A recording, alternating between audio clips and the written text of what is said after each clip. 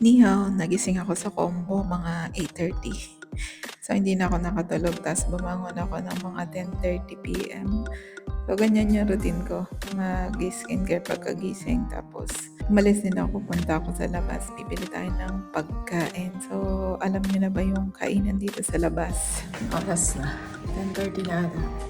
Try ko bumili ng pagkain doon sa may 24 hours. Kung hindi nyo pa alam. Tara. Nagdala ko ba yung baka umuulan. Guys, paglalabas ko nga wala namang ulan, buti na lang. Pero nagdala nga lang tayo ng payong kahit malapit lang. Malapit lang talaga to sa may dorm. So, lumakad lang kayo dito kung alam nyo to. Tapos, sa harap lang ng police station itong may nakakaratula na 24 hours. Pasok kayo dyan kasi kainan yan. Marami kumakain din dyan na Philippine rin, tsaka Taiwan rin. So, ngayong gabi tingnan natin kung madaming kumakain. So, walang masyadong kumakain kaya mabilis lang tayo makaka-order. So, may mga English menu din dito tsaka Taiwan. So, mas makakapili kayo. Fried milk fish tsaka scrambled egg tsaka plain rice lang yung in-order ko. 145 NT. Tapos, kita nyo naman yung place maliit lang pero dun sa taas meron yan kainan din.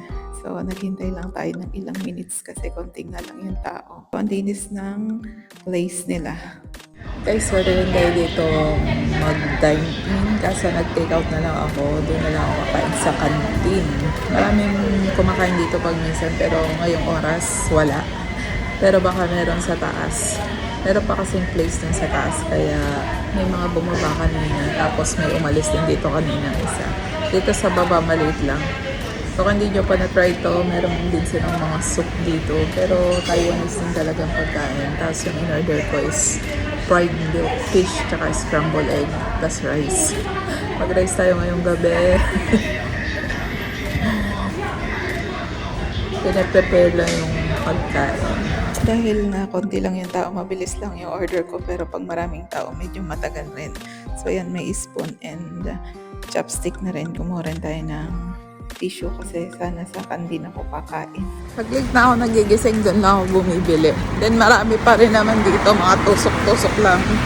Ayoko mag 7-Eleven, kaya nag-try tayong bumili ng Tumuan ako ng kantin pero parang maraming tao kaya nag-decide na lang ako na sa room ako kakain. So ayan, nandito na tayo sa room. Mga gising naman yung roommate ko kasi gusto ko rin magkape. Magtimpla lang tayo ng kape. Dito may available naman. So ayan, tingnan nyo guys. Yan, fried bangus, tsaka scrambled egg, tsaka plain rice. So ayun lang guys, kain tayo.